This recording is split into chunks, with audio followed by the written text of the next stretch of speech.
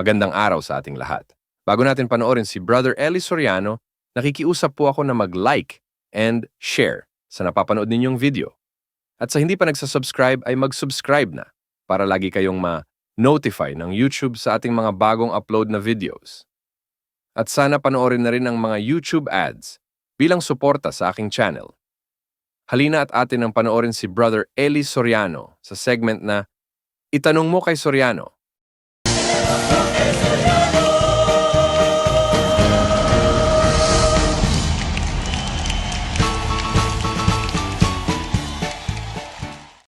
Totoo ba kung hindi raw nagkasala ay yung si Ibat Yadan, wala tayo rito? Hindi. Sila lang. Hindi totoo yun. Pakinggan mo. 1.26 na Henesis.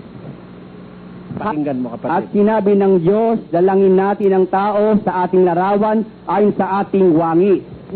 At sila'y binasbasan ng Diyos at sa kanila'y sinabi ng Diyos, kayo'y magpalaanakin at magpakarami at kalatan ninyo ang lupa. Hindi pa nagkakasala yan. Pinutusan na ng Diyos. Pagkalalang sa kanila, sinabi, magpakarami kayo. Dadami o hindi? Kahit hindi nagkakasala, dadami. Dahil kahit hindi naman nagkasala si Eva at si Adan, may sex organ naman sila.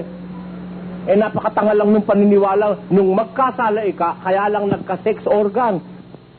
Anong umihi yung dalawa na yun kung walang sex organ nung hindi pa nagkakasala? Ang laking katangahan naman nun. Ano ba ibig sabihin ng Kristo? Ang Kristo, salitang Kastila, yun eh. Pag ibinalik natin yun sa original Greek, ang kahulugan nun, pinahiran, anointed, Christos. Ang ibig sabihin naman ng pinahiran, binigyan ng karapatan. Kaya nga si Kristo, sugo ng Diyos eh. He was anointed by the power of God and the Holy Spirit to preach the good news to the poor. Sabi doon sa 4:16 hanggang 18 ng Lucas. Yun ang kahulugan ng Kristo. Pag ibinalik pa natin doon sa original na Hebrew, Messiah. Pinahiran, Messiah, anointed, Christos, Kristo sa Tagalog. Salamat po. Salamat din.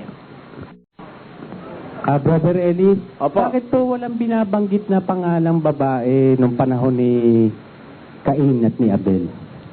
Kasi wala ho silang gagampan ng malaking istorya. Wala ho sila sa eksena eh. At pati yung eksenang nandun na sila, hindi pa rin ho binabanggit. Kagaya nung napangasawa ni Cain, wala pong pangalan. Yung asawa ni Putipar na pinuntahan ni Jose, wala rin pangalan. Tingnan ninyo, yung asawa ni Pedro, hindi rin binigay ang pangalan sa Biblia. Makakadaming manalang kasi yun eh. Kasi alam nyo, ang personages ng Biblia, ang pinakamahalaga na pinagsasalina ng lahi, yung lalaki. Patriarchal po ang sistema. Patriarchal, hindi matriarchal ang Biblia. Yan ho ay paniniwalang galing sa Diyos. Yun. Ang pinanggagalingan ho kasi ng lahi, lalaki. Hindi ba kagaya ng paniwala natin ngayon, even in science, akala, ang sabi nila, ang pinanggagalingan ng lahi, babae. Dahil siya nanganganak. Hindi ho totoo yun, biblically speaking. Ang pinanggagalingan ho ng lahi, lalaki. Ang totoo, hindi pa nga nasasalin sa babae yung similya ng lalaki. Kinikilala ng lahi ng Diyos yun eh. Pakinggan nyo sa Hebreo 7. At katotohanan, ang mga sa anak ni Levi na nagsisitanggap ng katungkulang saserdote ay mayroong utos na kumuha ng 10 bahagi sa bayan ayon sa kautusan. Sa makatwid ay sa kanilang mga kapatid. Bagamat ang mga ito ay nagsilabas sa mga balakang ni Abraham. Tanyo. Yung lahi, nagsilabas yung sacerdotes Levitas na yon mula sa balakang ni Abraham. Regardless of who the mother will be, it is the deceit in the bosom of Abraham that counts. Ang katunayan, yung sitas na nasa balakang pa siya. Sapagkat siya'y nasa mga balakang pa ng kanyang ama, nang ito'y salubungin ni Melchizedek. Ayon. Si Isaac, saka si Jacob, nasa balakang pa ni Abraham nung salubungin ni Melchizedek. Therefore, sino man ang mapangasawa ni Abraham, establish nang lalabas sa kanya si Isaac. Nasa balakang niya si Isaac.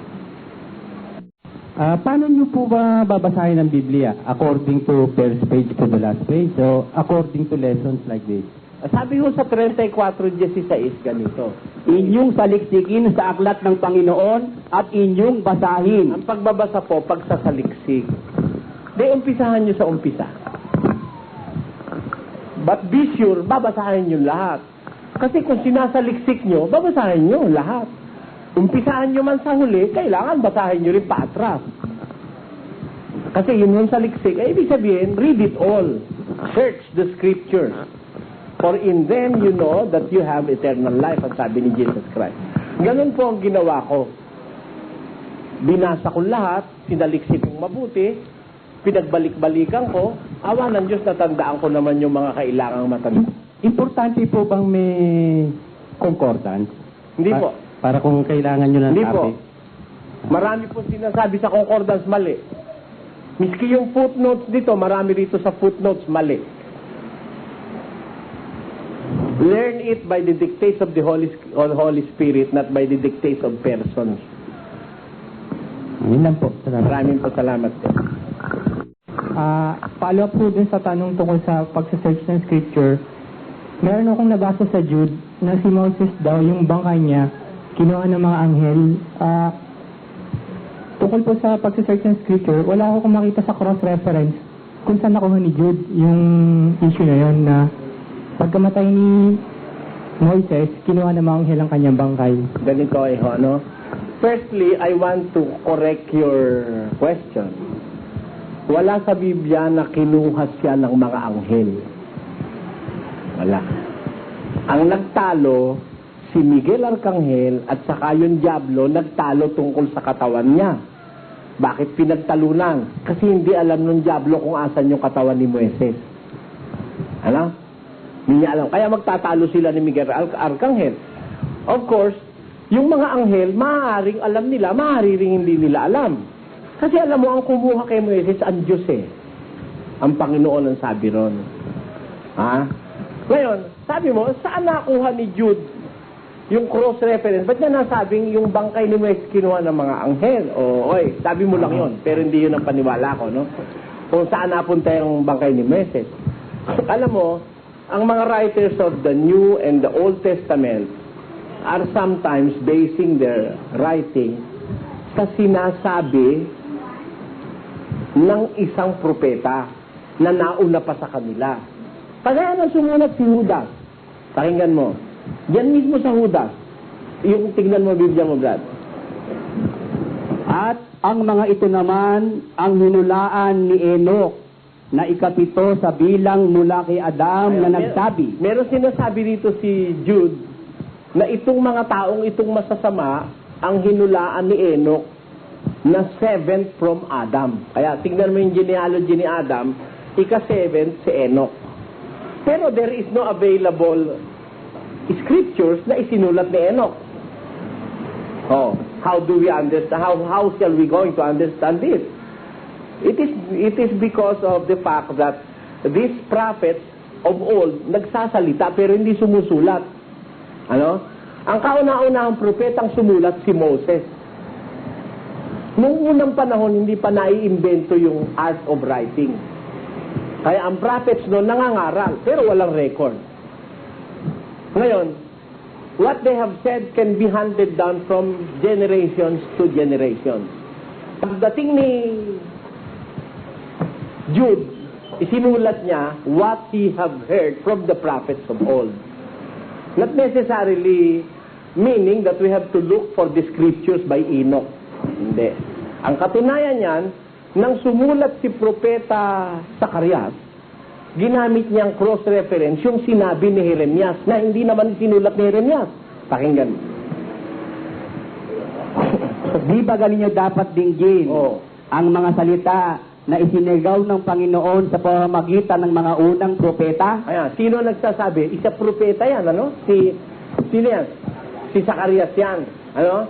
Sabi ni Zacarias, kasi propeta rin siya eh.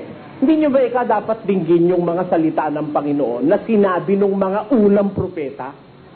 Therefore, there are prophets before Sekaraya.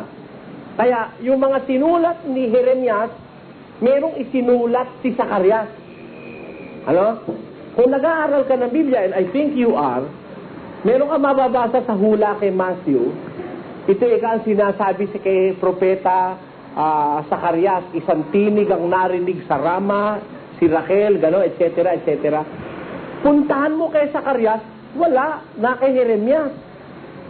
Ano? Yun ang sinasabi ng mga Muslim, contradiction daw ang Biblia. Hindi lang nila alam ang ibig sabihin nun. Ang ibig sabihin nun, kahit hindi mo mabasa kay Zacarias yun ay sinasabi ni Zacarias dahil kinuha niya yun sa aklat ni Propeta Jeremias. At pag binasa mo, kay Jeremias nga nakasulat. Pinupunto ka ni Zacarias doon sa original prophet who said that prophecy. Ganon ang Biblia. Marami pong salamat. Maraming salamat din eh. Nakalulugod po ba sa Diyos ang kremasyon? Is it pleasing to God na ituloy natin ang practice of cremation? Hindi, kasi sabi ng Biblia sa 5:23 ng unang Tesalonica, pakinggan. At pakabanalin kayong lubos ng Diyos din ng kapayapaan, at ang inyong espiritu at kaluluwa at katawan ay ingatang buo na walang kapintasan sa pagparito ng ating Panginoong Hesukristo. I will just answer you firstly on the scientific point of view. Binlagyan tayo ng Diyos sa ating pagkatao ng tatlong klase ng elemento. Isang elemento na very soft, madaling matunaw. Merong a little bit harder, susunod na matutunaw. Unang-unang natutunaw yung flesh. Pangalawa, buhok. Ano? Pangatlo, buto. Kung ang process, ang cremation gusto ng Diyos, at kalugod-lugod sa Diyos, lalabas ngayon, wala na tayong information about so many things in the past because there was no written history in the past. The past can be read by fossils, and fossils are the remains of a person, of an animal, an insect, a leaf, a flower, and so on, that was imprinted on stones and mud and preserved up to this time. Hindi mo ba natatandaan na yung buto ni Jose, nung nandoon siya sa Ehipto, sabi niya, pag namatay ako, iuwi niyo yung buto ko sa Kanaan. Ano? Di ba, no?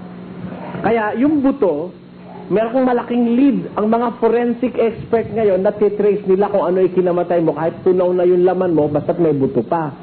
So, kung bawat mamatay, kay-cremate mo, wala nang kwenta yung history of the past. Diba? Kaya ginano ng Diyos para may matirang palatandaan. And it can serve man in its ultimate goal of looking for God the Creator. Maraming salamat. Maraming salamat. Itatanong ko lang po yung tungkol dito sa Mateo 24:34. Kung sino pong saling lahi ang hindi lilipas at darating ang wakas. Kanino po bang saling lahi ang ating iniintay? Basahin po natin yung 24:34. Katotohanan sinasabi ko sa inyo, hindi lilipas ang lahing ito hanggang sa mga ganap ang lahat ng mga bagay na ito. Meron nang tinutukoy si Kristo na mga bagay na magaganap. Ano? Tandaan nyo, hanggang sa maganap ang bagay na ito. Sabi niya, hindi lilipas ang lahing ito hanggang sa mga ganap ang bagay na ito. Alin hong lahi yung tinutukoy? Di yung lahing kagaganapan noong dapat maganap. Alin lahi yun? Nakagaganapan ng dapat maganap. Di yung lahing nabubuhay doon sa panahon ng pagkaganap ng mga sinabi niya. Ano ba yung mga sinabi niyang magaganap? Na doon sa panahon na yon nabubuhay yung lahi na yon. 24:4. At sumagot si Jesus at sinabi sa kanila, Mag-ingat kayo na huwag kayong mailigaw ni numan, sapagkat marami ang magsisiparito sa aking pangalan na mga nagsasabi, Ako ang Kristo, at ililigaw ang marami. At mga kakarinig kayo ng mga digmaan at mga alingaw-ngaw ng mga digmaan. Ingatan ninyo na huwag kayong maglumihanan, sapagkat kinakailangang ito'y mangyari, datapot hindi pa ang wakas. Sapagkat magsisitindig ang bansa laban sa bansa, at ang kaharian laban sa kaharian, at magkakagutom at lilindol sa iba't ibang dako, at datapwat ang mga bagay na ito ay siyang pasimula ng kahirapan. Ayun. Yan ang hula ni Kristo dun sa panahon ng wakas, yung babalik na siya. Magkakagutom, lilindol, titindig ang bansa, laban sa bansa, kaharian, laban sa kaharian. Magkakaroon ng mga iba't ibang mga dun sa Lucas, tingnan natin. Yung katumbas na hula na yon. Nang magkagayon, sinabi niya sa kanila, magtitindig ang isang bansa laban sa bansa, at ang isang kaharian laban sa kaharian, at magkakaroon ng malalakas na lindol, at sa iba't ibang dako ay magkakagutom at magkakasalot. O, pati salot, sabi niya. Doon sa panahon na yon, yung nabubuhay na lahi ron, hindi na mawawala yon, hindi na mamamatay yon, magaganap na lahat ng bagay. Alin lahi? Di yung lahing kasalukuyan na yon. Ako naniniwala, ito na yung lahing yon, mga kapatid. Ito na yon. Dito nagaganap lahat ng sinabi. Magtitindig ang bansa, laban sa bansa. Kaharian, laban sa kaharian. Pa? Tapos, magiging malalakas ang lindol. Biro mo ngayon, araw-araw lumilindol sa buong mundo. Araw-araw. Ayon sa statistics, araw-araw sa buong mundo may lindol. Alam nyo ba kahulugan ng lindol, mga kapatid? What must we bear in mind or remember whenever there is an earthquake? Sabi dun sa Job ganito, na siyang naglilipat ng mga bundok at hindi nila nalalaman pagka nililiglig niya sa kanyang pagkagalit. Nililiglig niya. Siyang umuuga sa Na lupa. siyang umuuga ng lupa sa kanyang kinaroroonan. Kaya nga ang lupa inauugas. Galit ng Diyos yun Nagagalit ang Diyos. Di ba pagka kumukulog, sabi nila nagboboling daw si San Pedro, no? Sabi ng iba. Ako naniniwala sa Biblia, pag lumilindol, nagagalit ang Diyos. That is a manifestation of God's wrath. Anger. Ha? Kaya pagkalindol ng lindol, ibig sabihin, patindi ng patindi, nagagalit ang Diyos sa tao. Puro kasamaan ang ginagawa ng tao ngayon. Wala ka nang makitang matweet. Pati ba naman yung nasa pamahalaan, sila-sila. Ha? Pati mismo yung nasa telebisyon, sila-sila, siraan ng siraan. Dahil lang sa kompetensya sa pera. Pati silang mismo nasa media, nagsisiraan sila. Demandahan pa. Yan ang sinasabi ng Biblia. Ngayon, mga magaganap yan, mga lindol, kagutom, etc., etc. Yung lahi na yun na tinutuko, yun mismong lahi na nabubuhay na yun, hindi na mauubos yun. Dadat na ng buhay ni Kristo yon. Hanggang maganap ang lahat ng bagay na ito, hindi nalilipas ang lahing ito. Natural yung lahing kahuli-hulihan lahi yon. May huling lahi yung maglilingkod sa Diyos May kahuli-hulihan lahing maglilingkod sa Diyos. At yung lahi na yon ang makaka-experience ng lahat ng bagay na yon, sila ngayon ang dadat ng buhay ni Kristo. Dahil meron hong dadat na si Kristo buhay Hindi na mamamatay Yan po ang ating mababasa sa unang Tesalonica 4:16 hanggang 17. Sabi ron, kung magkagayon, tayong nangabubuhay na nangatitira ay aagawing kasama nila sa mga alapaap upang salubungin ang Panginoon sa hangin. Sa ganito'y sa Panginoon tayo magpakilanman. Meron hong dadat ng si Jesus, buhay. Yung lahi nga na yon ang dadat na niyang buhay. Yung lahing kasalukuyang kinagaganapan ng lahat ng kanyang hula. Kaya itong lahi na yun Biro nyo ngayon, di ba, totoo? Sabi, maraming lilitaw, bula ang propeta. Isa sa palatandaan nyo ngayon, dami. Dahil ngayon mga bula ang propeta. Mga manlulokong pastor. Pera gusto nila. Kaya dyan tayo mag-iingat. At tayo po masuswerte kung halimbawa, niloob ng Diyos na dumating na ang ating Panginoong Hesus sa hinaharap na malapit na yan, dapat nang tayong buhay. Pero kayo maniwala sa mag-August daw, maghuhukom lang, sabi ni Alelupe, hindi totoo yun. Lahat ng alagad ni Alelupe, nahamon ko kayo. Para patunayan yung totoo sinasabi ko, hindi maghuhukom buong August. Hanggang katapusan ng August, hindi maghuhukom. O, subukan nyo yung sinasabi ko kung di totoo. Hindi totoo maghuhukom itong buong August na to. Eh, hindi pa natutupad lahat ng bagay eh. Meron pang dapat matupad eh. Hindi naman basta pabigla-bigla si Jesus eh, kagaya ng beloved evangelist. Anytime na mag-rapture. Anytime daw mag-rapture. Saan mo nabasa anytime mag-rapture?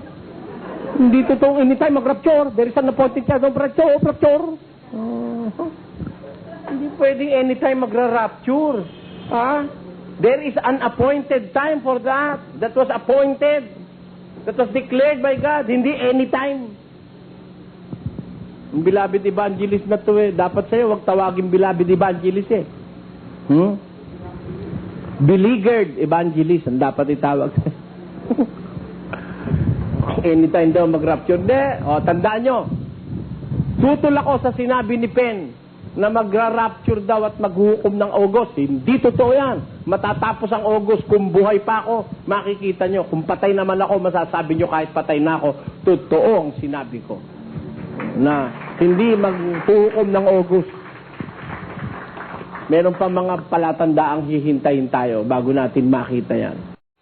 Ano po ba yung himala na magbubuhat talaga sa Diyos? Kasi may nanonood din ako minsan ng isa sa mga paborito kong ano yung 700 Club na talagang paggabi-gabi lagi kong inaabangan yan. Paborito kong ano yan. At nakikita ko naman kung iano sa banal na kasulatan. Nasasalig din naman sa sinasabi nila yung tungkol sa banal na kasulatan, tungkol sa Panginoong Jesucristo lang yung sa tulong niya nagkakaroon ng mga himala. Ayun po ba ay isang tanda na tunay na ang Panginoong Jesucristo ay sumasa kanila?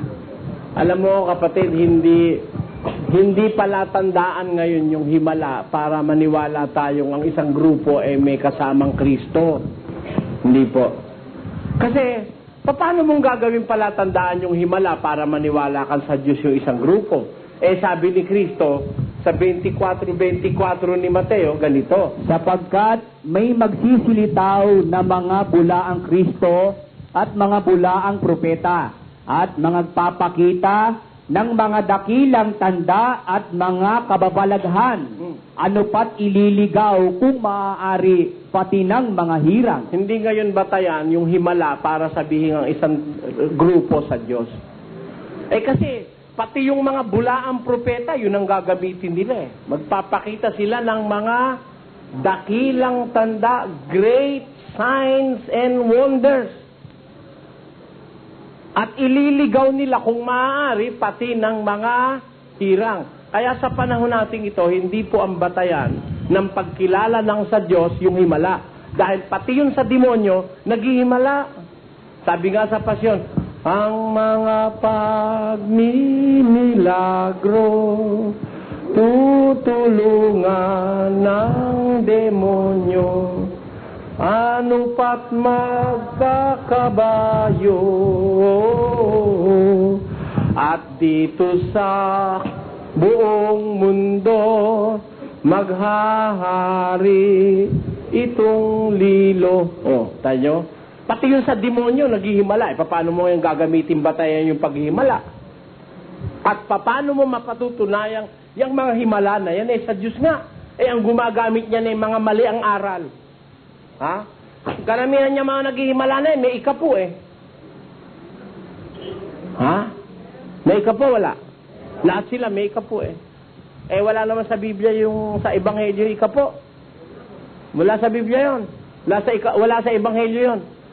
Batas yun sa panahon ni Moises at ng mga propeta at nung mga patriarka. Pero pagdating kay Kristo, hindi batas ang ikapo. Ang nakasulat sa Biblia, 9:7 ng 2 Korinto, magbibigay ang bawat isa ayon sa pasya ng kanyang puso. Hindi ikapo. Mga naghihimalay may ikapo. Hindi aral niya na mali. Maghimala man araw gabi, pag mali aral, hindi sa Diyos yan. Paano natin makikilala po yun sa Diyos ngayon? Sa himala ba? Pakinggan niyo ang sagot ni Kristo kung saan natin makikilala. Kung ang sino mang tao ay nag-iibig gumawa ng kanyang kalooban, ay makikilala niya ang turo kung ito'y sa Diyos o kung ako'y nagsasalita na mula sa aking sarili. Saan natin kikilalanin ayon kay Kristo? Kung ibig mong gumawa ng kalooban ng Diyos, makikilala niya ang turo. Aral ang batayan ngayon, hindi himala. Turo. Kung sa Diyos o kung nagsasalita ng mula sa kanyang sarili. Ang nagsasalita ng saganang kanyang sarili, ay humahanap ng kanyang sariling kaluwalhatian. Datapwat ang humahanap ng kaluwalhatian, yaong sa kanya'y nagsugo, ang gayon ay totoo at sa kanya'y walang kalikuan. kaya ang pagbabatayan mo ngayon sa paghanap ng katotohanan, yung aral, yung turo, hindi himala. Kasi kung himala may himala ni El Shaddai, kuno. May himala naman ni Jesus Christ, the name above every name, kuno. Ha? May himala naman ni El Shalom, kuno. Ha? May himala naman yung bula ang propeta sa Marikina, kuno. Oh. May himala rin yung si Dynamic Evangelist, kuno. Lahat sila may himala. Kung totoo sa Diyos yung may himala, lahat sila totoo. Ba't magkakaaway? Magkakaiba. Hindi yun ang pruebang yun ay totoo. Kasi lahat sila may himala There must be something else. There must be another standard by which we could know if a group or a preacher is of God and of Jesus Christ. And that was written by St. John in 1 John chapter 4 verse 1. Mga kapatid, sabi niya, minamahal, huwag kayong magsisipaniwala sa bawat espiritu.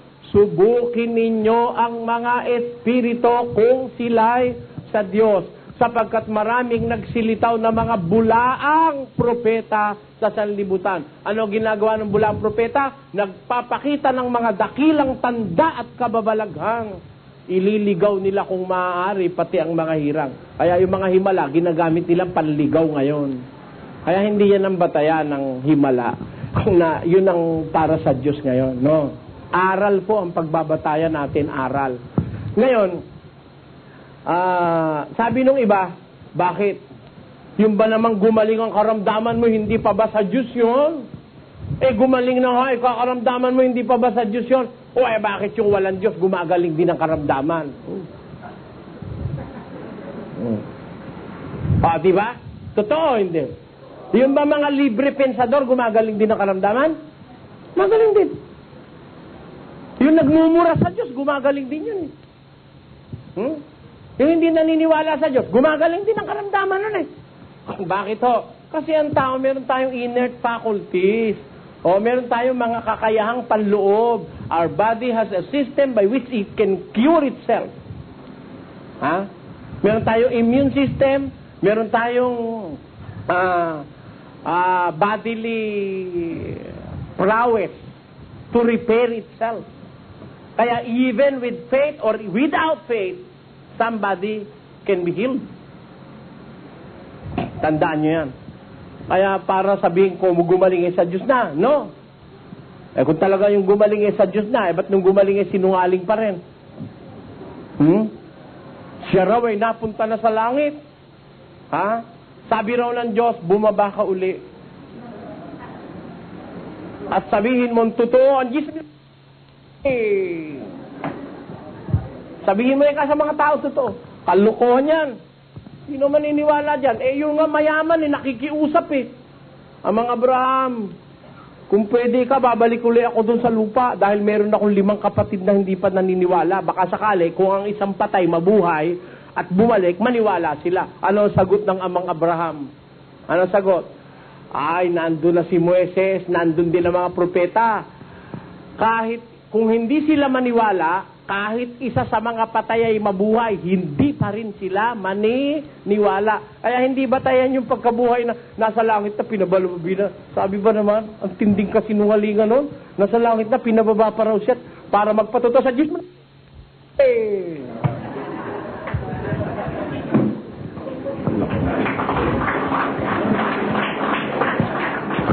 Pinababa pa raw siya. Sino maniniwala sa iyo? Kung naniniwala sa Biblia, hindi maniniwala sa iyo. Dahil hindi batayan yung pagbangon ng patay para maniwala ang tao. Sinabi ng Diyos yun. Hindi batayan yung pagbangon ng patay para maniwala ang tao. Katunayan, si Kristo'y bumangon muli sa mga patay. Hindi rin siya pinaniwalaan ng iba. Amen? Dakila ka pa ba kay Kristo? At hindi pa ba sapat yung pagkabuhay na maguli ni Kristo para magpatotoo sa totoo at kailangan pambuhay ng isang alagad ng Jesus Ministry? Oh, kailangan pa yun? Kalokohan yan. Oh, inahamon ko ng diskusyon yung pastor mo. Haharap ba kayo sa diskusyon? Para patunayan sa taong totoo kayo. Eh, wala kayong ginawa kundi magsinungaling sa ere eh. Puro kayabangan yung pinagsasabi nyo. Pero mo daw aso niya may sakit pinatungan ng kamay. Gumaling daw sa aso. Bihira ka naman, inuutusan ng Diyos patungan ng kamay. Tao, pati aso pinatungan mo ng kamay. Kundi, anong kato? Walang... At pag naalala ko yung grupo na yun, tumataas o presyon ko. Pero kasi nungaling anong pinagagagawa, wala sa Biblia. Mapaniwala lang ang tao, pati aso yung kinakasangkapan. At yun daw, tuta niya nung patungan niya ng kamay, naging aso. Bakit? Nung hindi ba yun...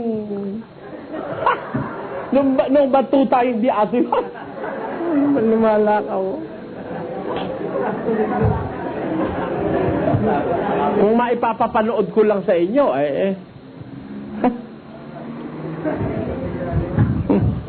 sukat pinababa raw siya ng Diyos at nasa langit na raw siya. Pinababa pa siya ng Diyos. At para patunayan lang yung kanilang ministry. Kalokohan yan. Hindi yan ang paraan ng Biblia. Ang paraan ng Biblia, para makilala mo yung totoo, 7:17 ng Juan. Kung ibig mong gumawa ng kalooban ng Diyos, makikilala mo ang puro kung ito'y sa Diyos o kung nagsasalita na mula sa kanya sarili. Kaya ang pinasisiyasat, subukin ninyo mga espirito. Ano ba yung espirito? Yung aral. Yun ang susubukin mo. Hindi yung himala. Dahil lahat yan may himala eh. Lahat sila may himala. Away ng away. Doon nga sa Cubao eh. Sa may Theater, nagbubugan doon eh. Parehong may himala yun. Ano himala nun? Malakas magpayaman yung dalawa na yun. Nag-aagawan sa pera doon sa may Theater. Yung mga nanghihingi sa daan, gano'n. Yun ang talagang, yun ang pinakamalaking business dito sa Pilipinas. Pero mo lang puhunan nyo, kapalang ng pagmumuka. Lahat ng taon dadaan eh, tatapatan ng supot para sa Panginoon, para sa Panginoon. Kung hindi kayo magbanat ng buto ninyo, yung pinagpagalan ng iba, kinukuha ninyo. Walang ganyang apostol sa Biblia. Nang hingi ng pera sa daan, kahit sino hinihingan, wala niya sa Biblia. Panluloko sa kapwa yan, mahiya naman kayo kung mahiya ka. Pero palagay ko wala na nga eh. Pakinggan nyo. Sa 4:18 ng Efeso. Na sila sa di pagkaramdam ng kahihiyan. Oh, nakakaramdaman ng kahihiyan? Hindi na. Hindi na ikaw nakakaramdam ng kahihiyan. Ay kinakalakal. Ay napahikayat sa kalibugan upang kalakalin ang lahat ng karumihan ng buong kasakiman. O, sa inyo, mga sakim. Buong-buo ang kasakiman nyo. Swapang nyo talaga. Ano ba yung sakim? Di ba swapang? Biro mo, lahat ng pagkakakitaan, may eskwela. Mahal naman ng bayan. Ha? Tapos, pin. Lalagyan yung pin yung miyembro. 40 pesos. Yung ribbon na kapiraso. Gano'n na yung ribbon? Pa isang roll, yun eh, murang-mura lang eh. Pagka pinutol ng kapirasong ganyan, 40 na. Yun namang isa, panyo naman. Lalagyan lang ng pangalan ni pagbibili na ng 40. Paano hindi kayo yayaman yan? Ha? Baka dumating ang araw, pati yung kuko niya ipagbili eh. At reliquias eh. Oh. Baka pag nagpagupit yan eh, bawat buhok eh, 50 pesos eh. Oh. Kataka-taka ba yun? Biro mo? Buhok ng sugo. Biro mo, meron kang buhok ng sugo.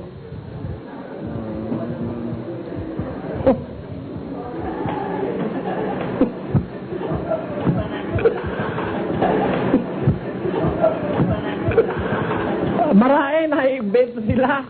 Diyan yun, dadating din ang araw, papakita ko sa inyo yan. May reliquias, di ba? Alam nyo ba yung reliquias? Oh, relics. Alam nyo ba yon? Anything that have touched the body of a saint. Reliquias ang tawag. Mahal yun. Sinasamba nga yun eh.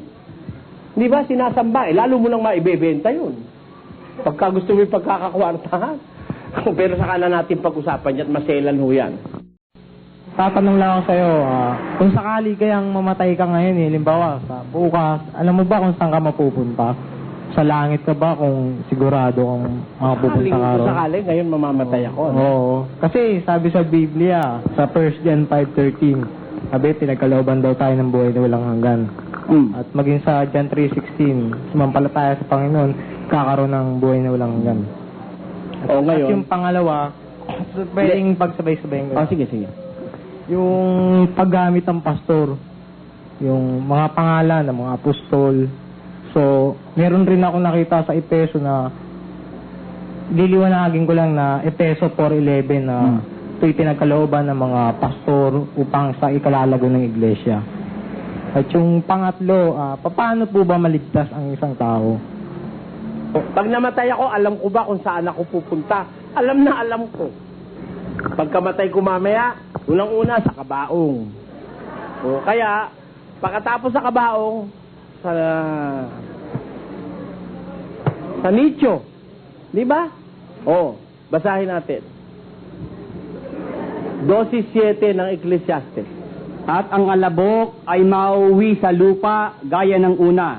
At ang diwa ay mababalik sa Diyos na nagbigay sa kanya. After death, ang alabok mauwi sa alabok. Dust will return to dust. And the spirit shall return to God who gave it. Ang sabi sa Biblia. Kaya, ang unang-unang mangyayari pagkamatay ng tao, magkakaroon ng decomposition ng ating katawan. Mabubulok, babalik sa alabok. Yun namang espiritu, babalik sa Diyos.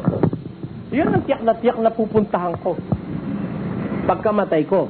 Ngayon, pagkaraan ng maraming panahon o ilang panahon, dadating uli si Jesus Christ dito sa mundo. Bubuhayin ng mga patay. Pagka binuhay yung mga patay, yung mababait, dadalhin sa langit. Yung masasama, dadalhin sa impyerno. Kayo po, personal po, bali, kung sakaling mamatay kayo, sigurado po ba kayo sa langit mapupunta kayo? Kung ngayon ako mamamatay, kung sigurado. Ang sabi kasi sa Biblia, ganito no? Mapalad ang patay. Basahin natin sa Apokalipsis. Mapapalad ang mga patay na nangangamatay sa Panginoon mula ngayon. Kung ako mamamatay sa Panginoon, mapalad ako. Sabi ng Biblia. Sa langit po ba kayo mapupunta? Wala namang mapalad na mapupunta sa impyerno ba't naman tatawagin ka pang mapalad kung sa impyerno punta ko? Ganito kasi, ganito, ayoko naman sabihin ako mapupunta sa langit. Pero ang sabi sa Biblia, mapalad ang mamamatay mula ngayon sa Panginoon. Ako, araw-araw yung ginagawa ko, yung ipinagagawa ng Diyos O siguro, pag namatay ako, mamamatay ako sa Panginoon. Mapalad ang sabi ng Biblia. Siguro, kahit naman sinong tao, ang masama kasi, mamatay ka nagsusugal, O kaya, mamatay ka sa ibabaw ng isang babae.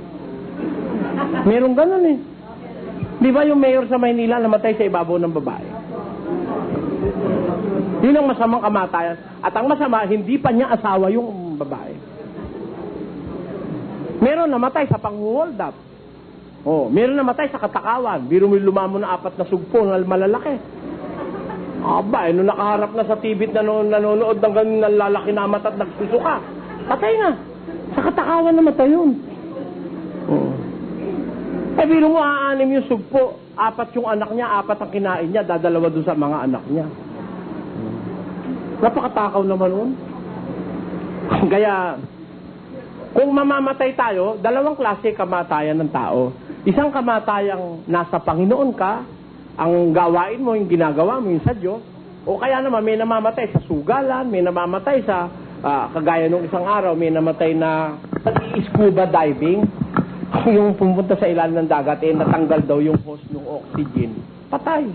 Isang opisyal sa gobyerno yun.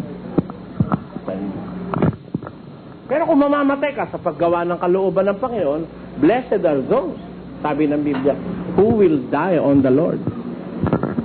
Yung ikalawa niyang tanong, yung bali, paggamit po ng pastor. yung paggamit ng salitang pastor, Alam mo, yung salitang pastor, hindi tawag yun marami makakaral ngayon, kung magpatawag sa membro, reverend, pastor, yung iba may alagyan pang very reverend,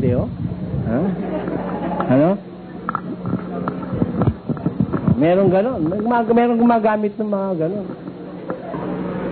Yon ginagamit nila, pantawag sa kanila. Tinan mo mga apostol, kung magtawagan, Kung magtawagan ba sila, apostol, o kaya reverendo, o kaya pastor, pakinggan nyo kung magtawagan yung mga apostol. At inyong ariin na ang pagpapahinuhod ng ating Panginoon ay pagliligtas, na gaya rin naman ni Pablo na ating minamahal na kapatid. Oh, beloved brother Paul.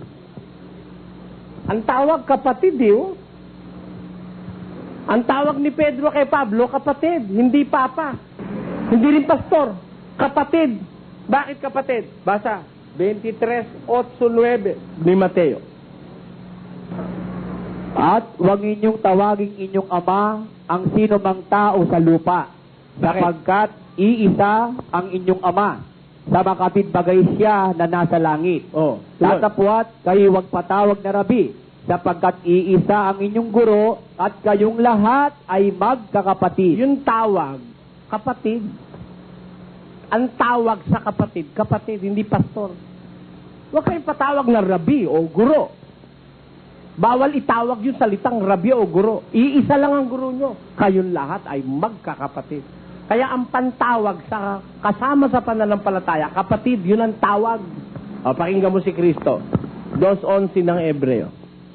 Sapagkat ang nagpapaging banal At ang mga pinapaging banal ay pawang sa isa. dahil dito, Na dahil dito'y hindi siya nahihiyang tawagin silang mga kapatid. anong tawag ni Jesus Christ? Mga kapatid. Di tinawag na pastor o kaya reverendo, pastorlet, pastor. Babasahin ito. Babasahin. Ito naglagay yung Diyos sa pastor. Basahin natin. 4:11. Anong pastorlet?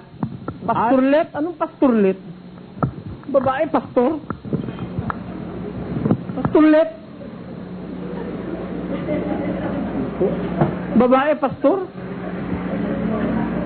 Babae, obispo? Basahin natin. At pinagalooban niya ang mga iba na baging mga apostol. At ang mga iba'y propeta. Oh. At ang mga iba'y ebanghelista. Oh. At ang mga iba'y pastor at mga guro. Ano yon? Kaloob yun. Tungkulin yun. Ha? Tungkulin. Hindi tawag. Halimbawa ako, may tungkulin ako bilang pastor. Umaakay ako ng mga tupa. Pero hindi tawag sa akin yun. Ang tawag sa akin, Brother Eli. Simple, kapatid na Eli. Pag Bisaya, kapatid na Eli. Oh. Pag Ilocano, brother. Ayun. Pero pastor, samla ko yung papatawag ka pastor. Pastorlet. Ay, abangan naman mga yayabang, lalaga pa ng reverend. Mga lapastangan yan. Bakit? Yung reverend, isang beses lang ginamit sa Biblia yon. At ang pinaggamitan nun, yung pangalan lang ng Diyos. Walang ibang pinaggamitan nun, yung reverend. Pakinggan nyo. Sa 111:9 ng awit. Siya'y nagsugo ng katubusan sa kanyang bayan. Kanyang iniutos ang kanyang tipan magpakailanman. Banal at kagalang-galang ang kanyang pangalan. He sent redemption unto His people. He hath commanded His covenant forever. Holy and reverend is His name. Holy and reverend is His name. Yun lang ang ginamitan ng reverend. The word reverend was written in the Bible only once. That is chapter 9, or chapter 111, verse 9 of the book of Psalms. Ayun. Doon lang nababasa yung salitang reverend. Alam niyo kung kanino ginamit yon? Sa pangalan lang ng Diyos. Itong mga pastor na ito ngayon very reverend, most reverend. Yayabang na mga impacto. Manluloko naman. Hindi naman tinuturo yung tunay na aral ng Diyos. Tapos reverend, alam nyo kung kayo mag-aaral ng relihiyon, dapat tatalinuhan natin ang ating kaisipan, wag tayong basta padadala sa panluloko ng mga tao. Maraming manluloko hindi naman tawag yung nasa 4:11, tungkulin yon. Yung pagkapastor, tungkulin yon. Yung pagka-ebangelista, tungkulin yon. Di tawag yon, tungkulin yon. Basa. Gawa 1. At kanilang ibinukod ang dalawa. Si Jose na tinatawag na Barsabas, na pinamagatang Husto at si Matias. At sila'y nagsipanalangin at nagsipagsabi, Ikaw, Panginoon, na nakatataho ng mga puso ng lahat ng mga tao, ay ipakilala mo kung alin sa dalawang ito ang iyong hinirang upang tanggapin ang katungkulan sa ministeryong ito at pagka-apostol. Kita mo?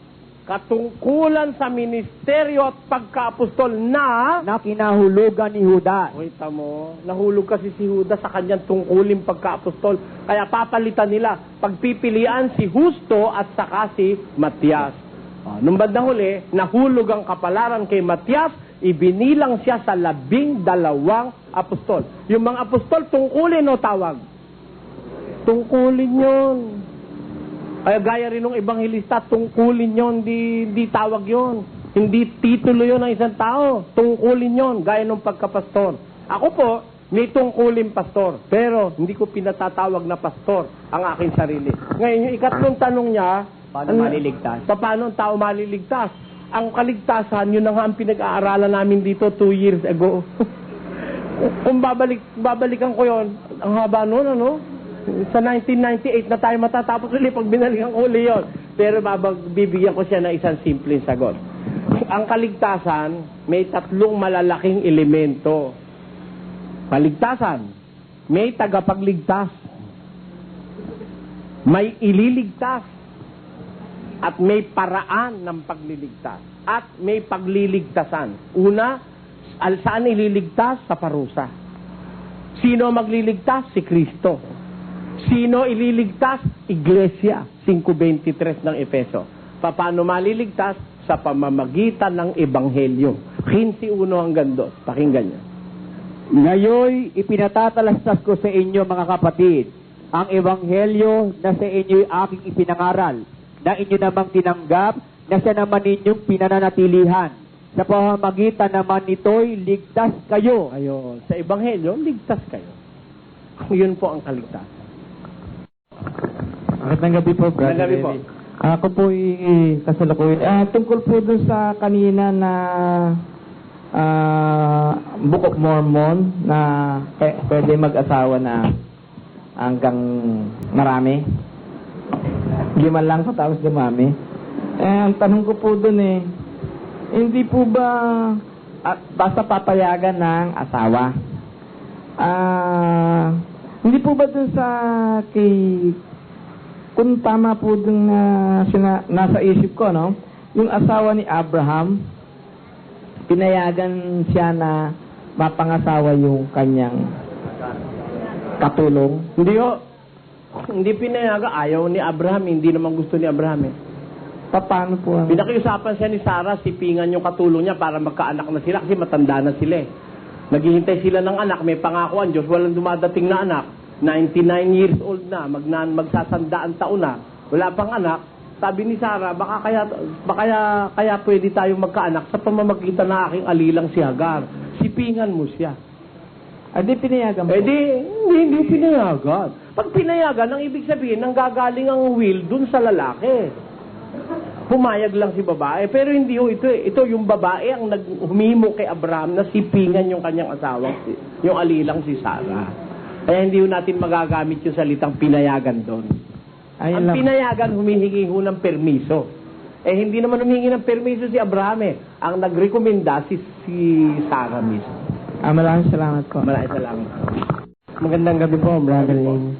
Ito lang po ang katanungan ko. Bakit po ba nilalang ng Diyos ang tao kung mamamatay rin lang at magkakasakit? Hindi naman nilalang ng Diyos ang tao para mamatay Bakit nga? Nung lalangin ng Diyos ang tao, hindi para mamatay. Sabi ng Diyos sa tao, Adan, sabi ng Diyos, sa lahat ng mga bunga ng punong kahoy sa halamanan, makakakain kang may kalayaan. Na dapat sa bunga ng pagkakilala ng masama't mabuting nasa gitna ng halamanan, huwag kang kakain niyaon. Sapagkat sa araw na kumain ka niyaon, walang pagsalang mamamatay ka. Therefore, kung hindi kakain si Adan, hindi siya mamamatay. Ang Diyos, we were meant to live forever. And we have the capacity to live forever. Meron tayong kapasidad na mabuhay na walang kamatayan dito sa mundo. Kaya lang pumasok ang kamatayan dahil lumabag si Adan. Pero ang tao, tanungin mo man sa siyentipiko, pwede tayong mabuhay ng habang panahon Walang sakit, hindi ka tatanda. Kasi our body has the ability to change and to heal itself. Our body produces cells. Yung cellula natin, itong cellula rito sa kamay kong ito, mga cells. Yan ho, sa isang taon, hindi na yan ang selulang yan. Papalitan na ng bagong selula yan. Yearly, nagpapalit ang selula ang tao. Selula ng buto, selula ng laman, ng balat, ng lahat ng parte ng katawan mo, puwera lang yung utak. Ang hindi lang napapalitan yung utak. Kasi ho, kailangang ma-store nun yung mga information na nagagather natin as we grow old. Kaya yun lang ang bahagi ng katawan natin hindi nagpapalit ng kanyang laman taon-taon. Yung utak lang na nasa sa loob ng bungo. Pero lahat po yan, pinapalitan yan.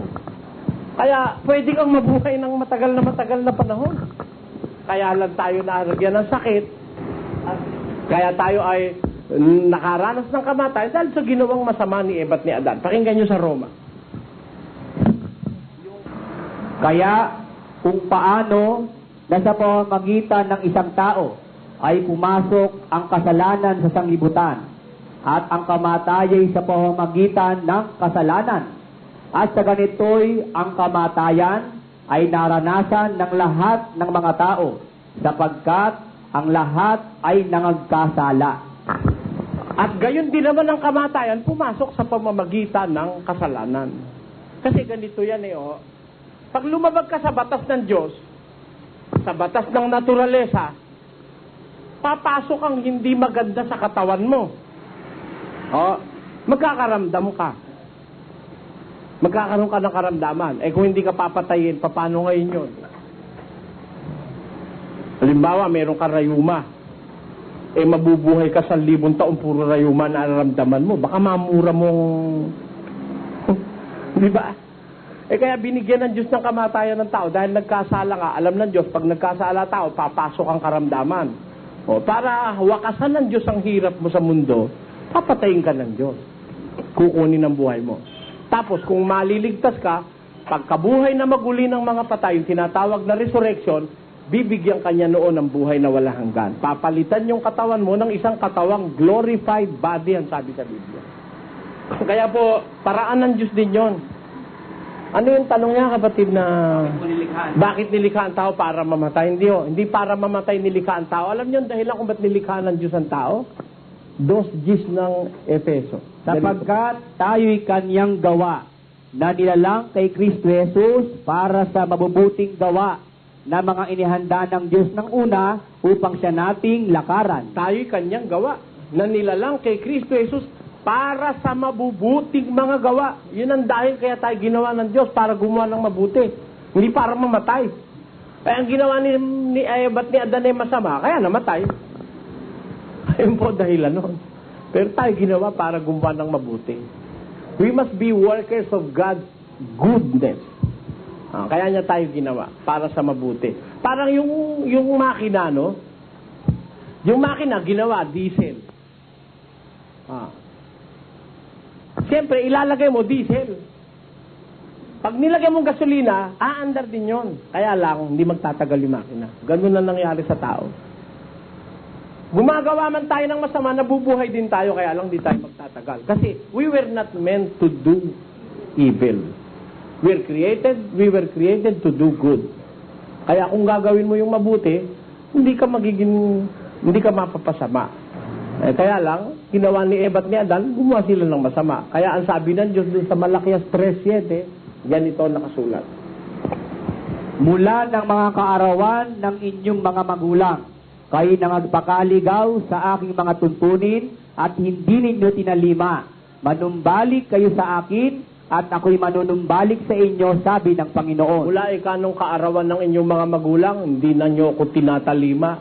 Manumbalik kayo sa akin, sabi ng Diyos.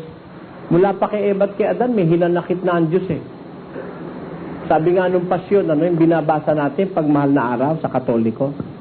Tunay na maghinanakit ang Diyos poong marikit. Ginto, pilak, yamang huntik, sa'yo'y di ipinagkait, kay Baal ka nagsusulit. Ayun. Tunay ka maghihinanakit, ang Diyos na poong marikit. Ginto, pilak, yamang muntik, sa'yo'y di ipinagkait, kay Baal ka nagsusulit. Diyos-Diyosan ang inaasikaso ng tao, hindi yung tunay na Diyos. Ay naghihinanakit ang Diyos. Binigay sa'yo lahat ng bagay, pero tumalikod ka sa Kanya. Pumunta ka kay Baal. Kaya, yun po ang kasaysayan niyan. Pero wag natin sabihin, kaya tayo ginawa ng Diyos para mamatay. Meron ba namang magulang, "Hoy, manganak nga tayo," sabi nung mag-asawa. "O, ikaw, pag pinanganak kita, mamatay ka, walang hiya ka." Walang ganon. Out of love and compassion, dinadala ng babae yung kanyang anak. Wala siyang iniisip na yun, mamatay eh. Hindi sumasagi sa isip niya na yun eh, pagdating ng araw eh, sasakalin niya eh. Walang ganon eh.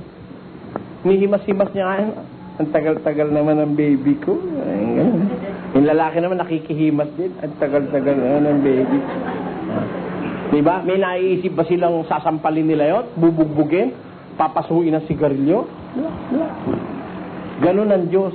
Nung likhain niya ang tao, wala siyang iniisip na tayo parurusahan niya. Kaya lang lumitaw ang parusa, nagwalang hiya tayo.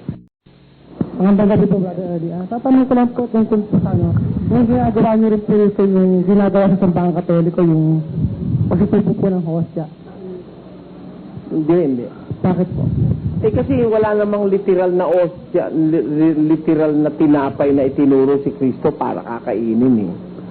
Ang totoo, nung ituro yan ni San Pablo sa mga taga-Korinto, sa 15:3, pakinggan mo ha. Sapagkat ibinigay ko sa inyo, una sa lahat, ang akin namang tinanggap na si Kristo ay namatay dahil sa ating mga kasalanan, ayon sa mga kasulatan. At siya'y inilibing, at siya'y muling binuhay ng ikatlong araw, ayon sa mga kasulatan. Ayun, binigay ko ika sa inyo ang akin namang tinanggap. Ano? May tinanggap si Pablo kay Kristo, binibigay naman niya sa mga taga-Korinto. O, alin ang isa ron? Pakinggan mo sa G. Sa taga-Korinto pa rin. Sapagkat tinanggap ko sa Panginoon ang ibinibigay ko naman sa inyo. Alin yun? Na ang Panginoong Hesus, ng gabing siya'y ipagkanulo, ay dumampot ng tinapay. At nang siya'y makapagpasalamat, ay kanyang pinagputol-putol at sinabi, ito'y aking katawan na pinagputol-putol dahil sa inyo. Tumanggap siya sa Panginoon, si Pablo, no? Siya rin naman binibigay ko sa inyo, na nung gabi ikang pinagkanulo siya, dumampot siyang tinapay, pinagputol-putol. Tanong ko sa iyo, nakatanggap ba si Pablo nung literal na tinapay? Wala naman si Pablo doon sa huling hapunan, di ba? Hindi pa siya apostol nun eh. Pero nakatanggap siya. Yun naman ang ibinibigay niya sa mga kapatid sa Korinto. Dahil hindi literal na tinapay. At niliwanag ni Kristo yon sa 6:63 ni Juan. Ang Espiritu nga ang bumubuhay. Sa laman ay walang anumang pinakikinabang. Ang mga salitang sinalita ko sa inyo ay pawang Espiritu at pawang buhay. Kaya nagkakamali yung mga sumusunod. Ang salita ko kung sabi ni Jesus, salita kong sinalita sa inyo, pawang espiritu, pawang buhay. Spiritual yun. Pag pinakahuluganan mo, gaya ng ginawa ng Katoliko, kumuha ng tinapay na literal, kinain literal din. Hindi naman sinunod. Kasi nakasulat sa Biblia, tinapay saka iinom. Sa Katoliko, pinakain lang, hindi naman pinainom. Bali po, hindi po totoo yung sinasabi ng mga pare na na gawin daw po yung para sa pag-aalaala sa Kristo. Hindi, tama sabi ni Kristo, gawin nyo yun, yung pagkain ng tinapay nun, bilang pag-alaala sa akin. Pero hindi literal na tinapay ang ibig ko sabihin sa inyo. Spiritual ang kahulugan nun. Ang sinasalita ko sa inyo, espiritu at buhay. Ang katunayan, si Pablo tumanggap din eh. Pero wala siyang tinanggap na literal na tinapay. Di ba?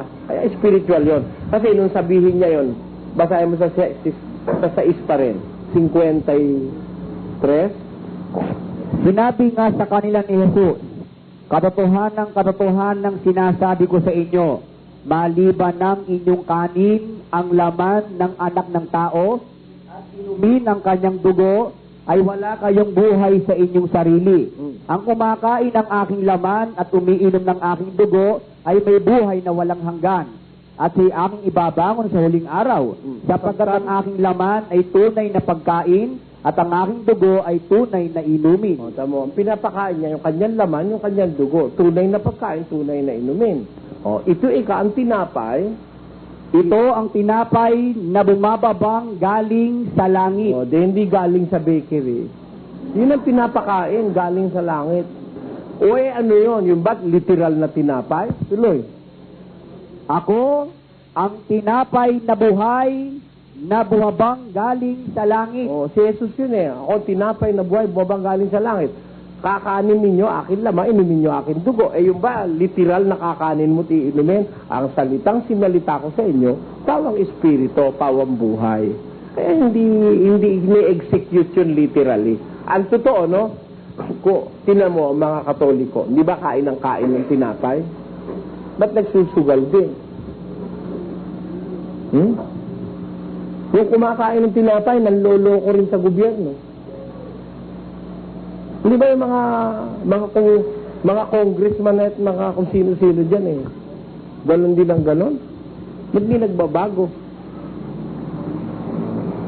Kasi talsos ang pagtupad. Ginagawan literal.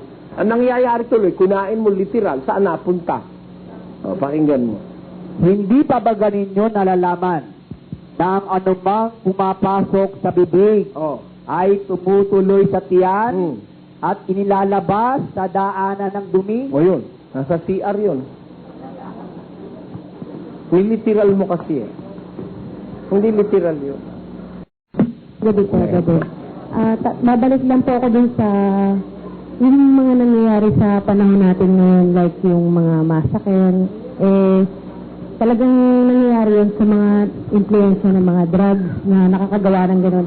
Ang itatanong ko, yung nangyayari yun, itong kasalukuyan lang na natedi pa nga siya yung tawag, yung binibuto na yung ulo. Wala naman daw yung records na sa mental na may gano'n. Tapos, wala rin siyang traces na nagda-drug. Ano po kaya talaga, bakit? Kasi kahit gaano kakagalit sa tao, lalo na nanay mo, kahit nagalit ka pa, hindi mo magagawa yung gano'n. Maaring magalit ka lang sa kanya. Merong nambubugbog ng nanay. Pero yung to the point na talagang gano'n kagrabe, ano kayang masasabi po niyo doon? Manifestation ng under that circumstances, ano? Kung wala talagang history ng pagdadrag at walang history ng pagkasira ng ulo, which is always possible, ano? Kahit wala ka namang history ng pagkasira ng ulo, pwede ka rin masira ulo eh, di ba? Ngayon, under those circumstances, granting na hindi sira ulo, tapos hindi rin, wala rin sa influensya ng drug, nagawa niya yon, tiyak na under the influence of Satan yon. Kasi, ang tao normally, meron tayong implanted na kabutihan sa puso eh. Normally. Let's say, instinctively. Isa sa instinct ng tao yun eh. Pagka ikaw nakagawa na nung karumal-dumal na gano'n, mismo nanay mo ay iyong gaganunin, may matinding demonyo nang nandun. At alam mo, sa Biblia, may sinasabi talaga na may mga tao na sinasapian ng masasamang demonyo. Kaya nga nakakagawa sila ng karumal-dumal eh. Kasi Maria Magdalena lang, 7. Pakibasa mo nga. At nangyari pagkatapos ng kaunting panahon na siya naglalakad sa mga bayan at sa mga nayon na ipinangangaral at dinadala ang mabubuting balita ng kaharian ng Diyos at kasama niya ang 12 at ang ilang babae na pinagaling sa masasamang espiritu at sa mga sakit. Si Maria na tinatawag na Magdalena na sa kanya'y 7 demonyo ang nagsilaba. Hindi ordinary prostitute si Maria Magdalena, kala nyo. Matindi yan. 7 demonyo. Mararamdaman ho naman nyo kung may demonyo kayo sa katawan. Halimbawa, masyado kang sinungaling. Demonyo yun. Isang demonyo yun. Halimbawa, masyado kang mahilig sa laman, ano? Masyadong makalaman yung pati anak niya gusto niyang pakialaman, demonyo rin yun. Halimbawa, masyado kang magagalitin. Lagi kang galit.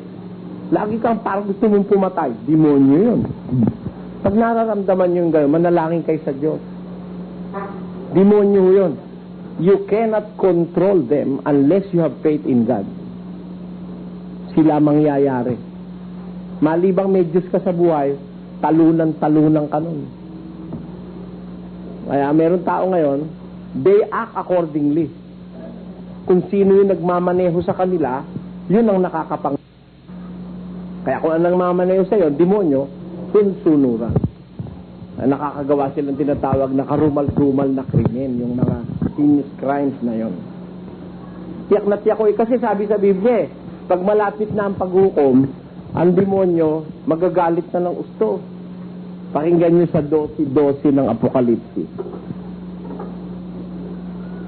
Kaya't makagala kayo o mga langit at kayong nagsisitahan diyan sa aba ng lupa at ng dagat, sapagkat ang diablo'y bumaba sa inyo na may malaking galit, sapagkaalam niya na kaunting panahon na lamang may siya. Habang paunti ng paunti ang panahon ng demonyo, pagalit siya ng pagalit. Kaya galit na galit, nag-uulol sa galit ang demonyo. Gusto niya lahat ng tao maipahamak niya. Kaya makikita niyo yung pagtaas ng kriminalidad. It's worthwhile studying. Makakapansin-pansin ang pagtaas ng kriminalidad. Kasi palapit ng palapit ang pagwawakas, ang demonyo naman, patindi ng patindi ang mekanism ng kanyang galit.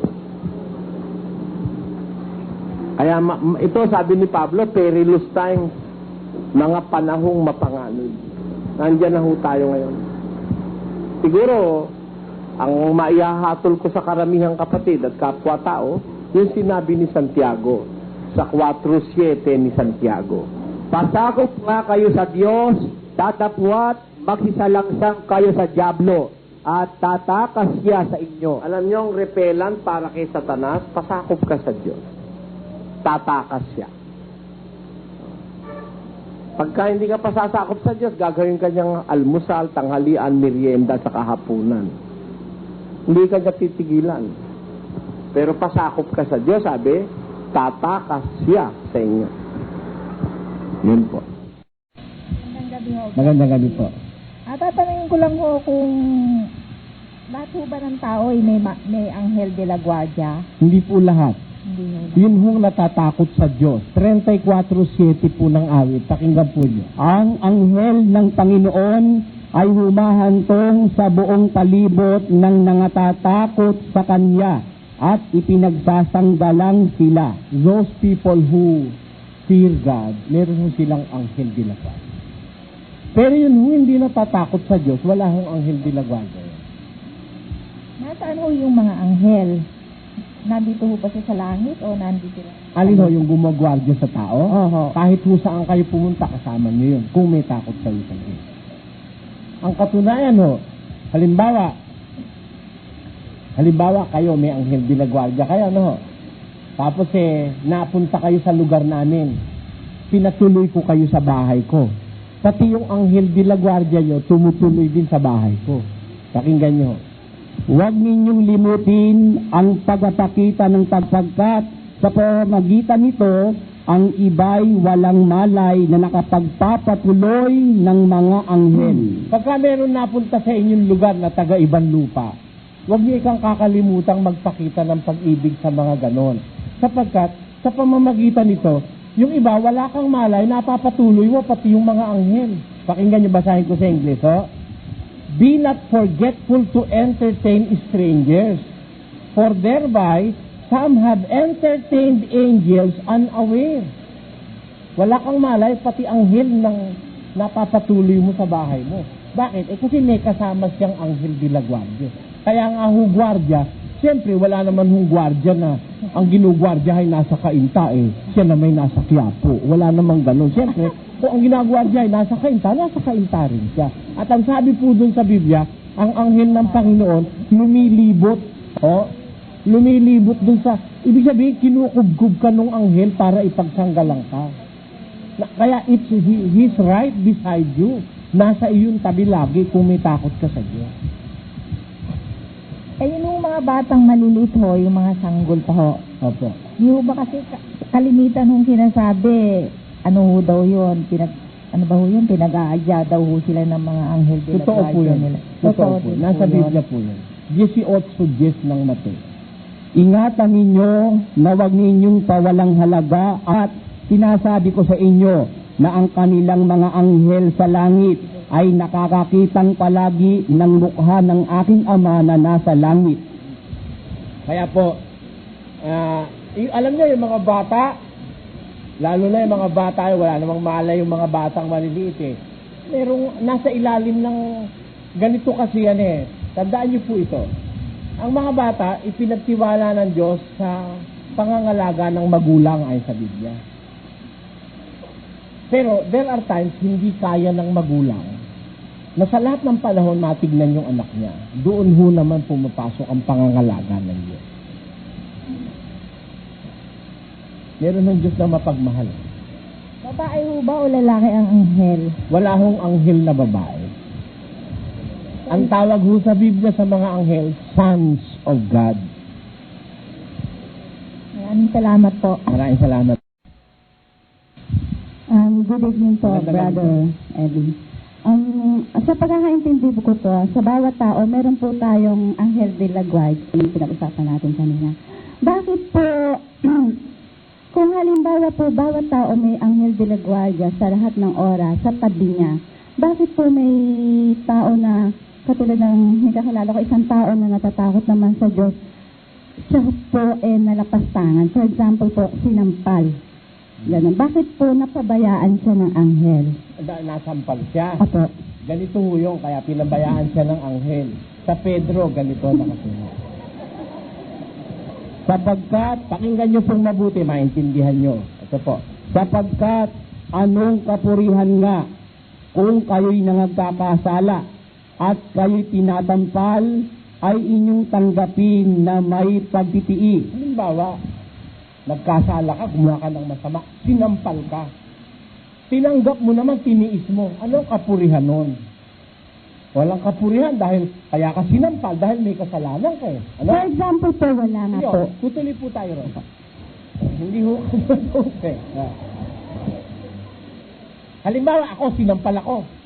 Tiniis ko. Dahil pala tarantado ko, kaya tiniis, kaya sinampal sa ni San Pedro.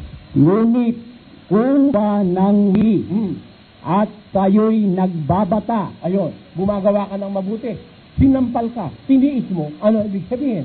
Ay inyong tanggapin na may pagtitiis.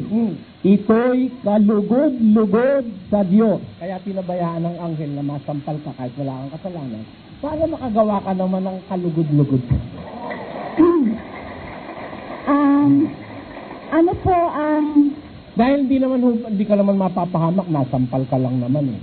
Oo yung anghel de la guardia, ang binabantayan nun, yung kaluluwa mo para wag mapahamak. Ngayon, kung masasampal ka lang, o kaya masusunto ka lang, matitiis mo naman, okay pa rin sa anghel yun. Ano po sa palagay nyo ang... wala po ang line of thinking. Ano po sa palagay nyo yung sinabi po na kalugod-lugod sa Diyos na pwedeng gawin ng isang taong sinampal? Yun mo, magbata ka. Ano po? Magtiis, magbata. Magtiis lang po. To suffer. Magtiis ka, wag kang gaganti. Ay, ganun po. Kalugod-lugod sa Diyos yun. Ay, ganun po. Paano nyo po mayabang na bilis po ng kamay niyang manampal ng isang babae? Paano po nyo gagawin yung Brother Eddie? Ganito yun. Ang totoo, kung ang pag-uusapin definitely pananampalan ho. May aral si Kristo ron Sabi ni Kristo, pag sinampal ka sa kanan, ibigay mo pa ang kaliwa. Yun ho ang pinakamabuting leksyong maibibigay niyo sa ganung tao. Baka sinampal kayo. Pag gano'n, di nakita niya, nasaktan kayo, iganon niyo yung Hindi, Brother Eddie, ba hindi nyo dapat kinukonsinti yung ganong klaseng ugali? Hindi o. Paano nyo po? Alam nyo, hindi lahat ng pagsasawalang kibo ay pagkonsinti. Sometimes we do not retaliate. Not because we konsintihin natin yung tao. No. Minsan hindi tayo nagre-retaliate. Minsan dahil mahal natin yung tao. Ano? Minsan naman kaya hindi tayo nagre-retaliate, hindi tayo gumaganti dahil may takot tayo sa Diyos. Minsan naman, kaya hindi tayo gumaganti dahil gusto natin yung batas ang gumanti sa Kanya. Meron mo kasing batas Pwede yung idemanda yung nananampal sa inyo. Yan nga po yung sinasabi ko sa inyo, parang bibigyan ng leksyon. Oh, pwede yun. Huwag niyong dadaanin sa kamay niyo, matay. Hindi ko kaya yun. Yan ang pagsampa. At nakaalam po yung ganti ng Diyos sa naaapi. Pagbalik ng kamay ng Diyos sa kanya, mas masakit kaysa sa pinakamalaking dagol na sampal na sasampal sa kanya. Pero siyempre po, kasi ang dapat po kasing iwasan, baka gawin pa ho niya yan sa iba. Ay, ganun naman ho ang Diyos eh. Ang tao ho, hindi naman agad na kung nakagawa ng masama eh, paparusahan niya na agad eh. Binibigyan niya ng pagkakataong makapagsisi. Kaya lang ang tao, inaabuso niya. Akala niya kung hindi siya pinarusahan ng Diyos, nanampal siya, mananampal na naman siya uli, inaabuso niya. Ganun. Kasi po, sanay po siyang magsampal din sa asawa niya. Kaya sa ibang tao, nagagawa niya po yun. Eh, makakatapat. Para po maka-stop. Makakatapat din ho yun. Ganun po. There is an appointed time for everything under the sun. Sabi ng Diyos, 3:1 ng Ecclesiastes, lahat ng bagay may kapanahunan. Makikita nyo, may makakatapat. Hindi po ba dapat putulin agad yung Hindi gano'n? ho, hindi ho. Wala ho tayong Pwede pa babayaan po natin siya manampal pa ng iba. wala tayong magagawa dahil Yung kanya ugali. kung gusto nyo maputol agad yun, demanda nyo agad. Pero kung ayaw nyo magdemanda, intayin nyo na lang may makatapat siya. Kasi nasa Biblia naman ho yun eh. Pakinggan nyo sa Kawikaan. Pagka ikaw ay hiniya ng iyong kapwa, ay ipaglaban mo ang iyong usap sa iyong kapwa. Pag hiniya ka ng iyong kapwa, sabi ng Diyos, ipaglaban mo ang usap mo. Sabi nga ni attorney, Maraming po salamat. maraming salamat. Tanong, gusto ko lang pagbigyan. Bakit naging asin ang asawa ni Lot? Kasi sabi ng Diyos sa kanya, kay Lot, saka sa kanyang mga asawa at anak, huwag kayong lilingon. Itong asawa ni Lot, siguro, hindi niya maiwan-iwan yung memory ng Sodom and Gomorrah. Mayaman si Lot eh. Alam niyo kayamanan ni Lot? Kung gaano karami? Hindi mo ba kaya sila naghiwalay ni Abraham, di magkasya yung kanilang kawan doon sa lugar nila? Hindi na magkasya sa dami ng kanilang pag-aari. Naghiwalay sila, kaya nga napunta sa Sodoma si Lot eh. Biro mo, imagine, iiwan mo yung kayamanan, wala kang dala kahit ano. Itatakas mo lang ang buhay mo. Ni isang salop na bigas, wala silang dala, takbo lang ng takbo. Naririnig nila, nagsisigawan doon sa likod. Panangisan siguro may umuulan ng apoy siyempre panangisan yun, bagsakan ng mga malalaking Hindi nakatiis yung asawa ni Lot. Lumingon, naging haliging asin. Ang tanong, ba't naging haliging asin? Lumingon din. Mo si Lot, hindi naging haliging asin dahil hindi lumingon. Ngayon, baka ang gusto niyang itanong, bakit naging haligi asin pa? Ba't hindi ba to? Baka yun ang gusto itanong. Saka na natin sagutin pag itinanong na yun. Di ba? Ngayon, meron na rito isa pang tanong. Meron pa po rito isang tanong. Kasi meron nga akong napakinggan sa isang tape ninyo na tungkol nga ho doon. Bakit imbis na maging haliging bato, ay naging haliging asin siya. Kaya ho medyo na-intriga ako doon. Ngayon ang sabi nyo, itanong nyo sa pastor ninyo. Kung hindi maisagot, saka itanong sa inyo. Po. Hindi ko ho pwede itanong kasi ho, galit na ho sa akin yung pastor. Alam nyo, pagka nga nagagalit, huwag nyo nang tanungin. Kasi, alam nyo kasi ganito po yan eh. Pag ang pastor nyo, tinatanong nyo, nagagalit sa inyo, tungkol sa aral ang tanong nyo, nagagalit, masama ho ibig sabihin nun. Alam nyo kung bakit? Sa Hagay 2:11, ganito nakasulat.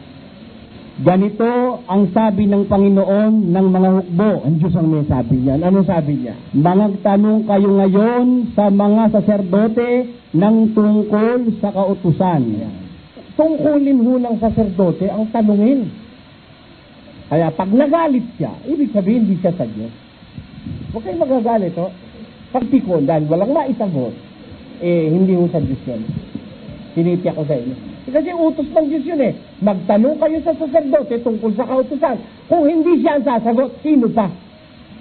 Hindi ka lang pwede pumunta sa Papa. Mahirap mapunta yun. Di ba? O, dapat masagot. Pag hindi nasagot, lumayas ka sa religion mo, hindi masagot eh. Ngayon, ganito po yan. Kung sabi niyo, hindi niyo maitatanong doon, tinatanong niyo sa akin, bibigyan ko po kayo ng sagot. Bakit naging haliging asin kaysa maging haliging bato? Oh. Why of all pillars, kailangan pwede naman siya maging haliging kahoy. Sa kapangyarihan ng Diyos, pwede siyang maging haliging marmol. Pwede siyang maging haliging bato. Bakit naging haligi siyang asin? Alam niyo po kasi, sa Sodoma, walang asin. Naniniwala ko kayong walang asin sa Sodoma. Maaari, hindi nyo kumaintindihan. Basahin natin ang biblical terminology tungkol sa bagay na ito. Kayo ang asin ng lupa. Ngunit kung ang asin paalat, wala nang ano pa mang kabuluhan, kundi upang itapon sa labas at yurakan ng mga tao. Sabi ni Jesus sa mga alagad, you are the salt of the world. Kayo ang asin ng sanlibutan. Pero pag ang asin ay tumabang, ano pa halaga? Wala nang kabuluhan, tatapon na lang, yuyurakan na lang ng mga tao. Dalawang klase po ang asin. Isang asin na pwedeng ipampaalat at isang asin na matabang. Ayon kay Kristo, ano ibig sabihin? Pakinggan nyo, sundan nyo hong mabuti. Yung asin, marami hong gamit yung asin. Isa sa gamit ng asin sa panahon na yon, yung preservative. Naniniwala kayo, ang asin pumipigil ng pagkabulok. Kaya ang mga alagad ni Kristo, para wag mabulok ang mundo, naglagay siya ng alagad niya, ginawa niyang asin. Tagapigil sa pagkabulok. Sa mga lasenggo, tagapagpaalala sa mga babaero, yan, parang asin, pinipreserve nila yung dignidad ng tao ng mga asin. Preservative yung asin. Isang sa gamit niya, tigil ng bulok pagka. Ang Sodoma at Gomora ho, nabulok eh. Ang kaluluwa ng mga tao ron, walang natira kahit sino. Puro bulok ang taga Sodoma at Gomora. Ngayon, itong aalis na sanang hindi bulok, meron pang natirang isang bulok pa rin. Asing matabang. Yun ang asawa nila. Nakuha niyo po. Pero hindi pa po yan talaga paliwanag. Meron pang iba. Saka na lang po natin pag-usapan yun. Sabi po ninyo, hindi kayo iglesia na nakasulat sa banal na kasulatan, kayo umanib lamang. Paano po nakaanib ang tao samantalang hindi niya nakita o nakausap ang kanyang inaniban? Sabi ho ni Kristo, mapalad ang hindi nakakita, sumasampalataya. Buburahin ba natin yun? Basahin natin. Sinabi sa kanya ni Jesus, sapagkat ako'y nakita mo ay sumampalataya ka. Mapalad yaong hindi nangakakita at gayon may nagsisampalataya. Ito nyo, di accepted tayo kahit hindi tayo nakakita. Kasi tinatanong ko po kung paano nakaanib. Iba ho naman ang salitang sumampalataya sa umanib. Pareho yun. Pareho. Pag sumampalataya ka kay Kristo, sumampalataya ka sa Diyos, sinampalatayanan mo, naanib. Ibig sabihin, an-affiliate, ha? Kadiwa, nakaugnay. Pakinggan nyo. Unang Juan 1:3 hanggang 4. Basa. Yaong aming nakita at narinig ay siya rin naming ibinabalita sa inyo. Kanino ibinabalita? Doon sa hindi nakakita. Doon sa hindi nakarinig. Itong nakakita at nakarinig, nagbabalita doon sa hindi nakakita at hindi nakarinig. Ulitin. Yaong aming nakita at narinig ay siya rin naming ibinabalita sa inyo. Kanino? Doon sa hindi nakakita at nakarinig. Dahil kung pare-pareho lang tayo nakakita at narinig, ba't mo babalitaan ako? Ano ko tanga? Ha? Kaya nga mo nga ibabalita sa akin, dahil hindi ako nakakita, hindi ako nakarinig. Ikaw ang nakakita, ikaw nakarinig, binabalita mo sa akin. Upang kayo naman, kayo hindi nakakita at kayo hindi nakarinig, pag binalitaan namin, kayo ay magkaroon ng pakikisama sa amin. Tanyo, di nakaanib ka sa kanila. that you may have fellowship with us, ang sabi ng mga apostol. Pag nakarating sa iyo yung balita na nakita nila at narinig, ikaw hindi ka nakakita at narinig, binalita sa iyo, sumampalataya ka, naanib ka, nasangkap ka sa kanila. You have fellowship with them. Tatanong ko po sana, Brad Eli, kung kayo lang po ang totoo, paano naman ho yung napakaraming Katoliko? Parang ganito lang yon, ano? Sasagot ako according to the actual na pangyayari, ano? Hindi ka na mag-iisip at hindi ka na magdududa. Ang sasagot ko ganito. Nung ang Panginoong Jesucristo ay nangaral, walang totoong iba kundi siya, no? Paano yung mga pariseo, mga eskribas, mga saduseo? Paano yun? Hindi totoo lahat yun, eh. Alam mo, ang Kristiyano nung nandito siya sa lupa, mahigit lang 500. They're almost 500. Paano yung libo-libo, mga milyon-milyon, mga saduseo, pariseo, mga Afrikano? Paano yun? Niisip ko rin. Paano yun, Panginoon? Ang sagot sa akin ng Diyos, problema ko na yun. Ang sagot niya. Hindi ko kasi maisip ang sagot nakita ko sa pagbabasa ko ng Biblia, mayroon palang gawain ng Diyos, may gawain ng tao. Ang gawain ko magsisigaw para si Noe. Maniwala ka hindi, gawain mo naman yun kung gusto mong maniwala. Ngayon, yun naman pagliligtas, gawain naman ng Diyos yun. Sisigaw ako, I will do my share. Ha? Sasampalataya ka, you will do your share. Tapos, yung hindi natin maabot, God will do His share. Hindi natin kaya yun. Kasi kung aalalahanin ko lahat yun, baka maloko ko Biro mo, nalulubog na ako sa utang, naalala ko yung mga taga Mindanao, Bisaya, Palawan. Ako, padala ko ng padala ng pera ron. Kahit utang na lang, pinapadala ko. Lahat man lang sana ng Pilipino, wag na nga sa ibang bansa. Pilipino na lang, maabot ko sana lahat.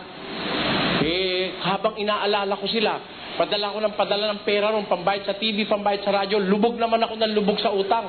Sabi ko, kung aalalahanin ko, pati taga Hong Kong, taga Africa, ay makukulong ako. Hindi ko na kayang mag-isa. Kaya, yun, Panginoon Diyos na yun. God will be doing His part. Hindi na natin dapat alalahanin. Hindi dapat natin alalahanin siguro tayo. Kasi una, nag-uumpisa sa atin Charity begins at home. Discipline begins at home. Salvation begins at you. Nasa sayo. Gusto mong maligtas, nag-uumpisa sayo. 28:9 ng unang kronika. At ikaw, Salomon, na aking anak, kilalanin mo ang Diyos ng iyong ama, at paglingkuran mo siya ng sakdal na puso at ng kusang pag-iisip, sapagkat sinasaliksik ng Panginoon ang lahat na puso at naaalaman ang lahat na akala ng pag-iisip. Kung iyong hanapin siya, ay masusumpungan siya sa iyo. Ngunit kung pabayaan mo siya, kanyang itatakwil ka magpakailanman. Kung hahanapin mo ang Diyos, sa'yo masusumpungan mo siya. Within you, dito lang sa pagkatao mo, you will know that there is one great God who have engineered our body, have built our body in a perfect condition. Maniniwala ka sa iyong sarili pa lang, malalaman mo na may Diyos na gumawa Hindi aksidente. Kaya siya naglagay ng kuko, pangkamot. Yan, pinakikinabangan yan sa reflexology. May meridians yan Pagka kumakati, kamutin mo, may reflexes yan dinadala sa iba't ibang parte ng ating katawan. Yung kamay nating hindi pantay-pantay, baaring ma-question, ba't hindi pantay-pantay? Meron tutungkulin yan Pagkaganap na natungkulin, pantay-pantay na mo. Pagdadampot ng kanin, ulam mo, kaya barya, pantay-pantay. Kung yung pinagpantay-pantay habang nakaganyan, pagdadampot ka ng kanin, may sobra, hindi mo makukuha. Kaya yung pagkakagawa nun, meron talagang great God na nag-isip nun. Pinlano. Yung paa natin, ba't ganon? Ba't hindi na lang isang malaking parang palitaw, nilagyan pa ng mga daliri? Kasi kung parang palitaw lang, madulas, walang daliri, walang kakapit dun sa putik. Madaling kang madudulas. By the help of those daliri, na hindi naman pupulot ng barya, hindi naman yung daliri ng pawas not intended to get food, ano? Yung daliri na yun is intended to make the paa firm, makahold doon sa dapat niyan, ano. Isipin mo lahat yun, naisip mo, sabi ng Diyos, pag hinanap mo siya, masumpungan mo siya sa'yo. Because there is life in you. There is light in you. There is love in you. There is affection in you. And all those characteristics joined together, those are characteristics of God. Kaya sa'yo pa lang, maumpisahan mo nang hanapin, maniniwala ka na agad may Diyos. Kaya nag-uumpisa rin sa atin sa ating pagkatao. Ginawa na tayo ng Diyos, parang kumilala na tayo agad na, sino kaya lumalang sa akin? Ba't kaya ako nandito sa mundo? Ha? Kahit na ikaw janitor lang, may layo ng Diyos sa'yo. Tingnan mo, yung isa naming kapatid. Sabihin ko lang natin, kapatid ko na rin kayo, madre siya sa Katoliko. Nakapakinig siya rito sa pagiging madre niya, nakapakinig siya. Ba, nakita niya yung Biblia. Ba, ganun pala sa Biblia, sabi niya. Ang ginawa niya, nagbasa siya ng Biblia. Nung nagbasa siya, umalis siya sa Katoliko, umalis siya sa pagkamadre. Puro pala kaulukuhan lang ginagawa ko rito, puro plastic pa itong kasama ko rito, sabi niya. Alis siya doon. Ngayon, naanib siya rito sa Church of God. Como siya madre, matanda na rin siya, hindi na siya po pwedeng ma-hard work. Alam mo ang ginagawa niya ngayon? Siya ang taga-ayos ng kapilya. Taga-punas-punas doon. Kahit matanda na siya, hindi na siya batang kagaya ng mga kabataang maliliit pa, na mga binata at dalaga malalakas. Yun lang, share niya na yon. Kaya kahit sino ka, kahit ikaw yung naka-wheelchair, o tinan niyo kapatid nating naka-wheelchair, nagko-compose siya ng awit ng papuri sa Diyos, inaawit naman ng choir. Yung choir, narinig niyo yun dito, ang inaawit no, karamihan, original composition, nung kapatid nating bulag na si Brother Bong. Kaya,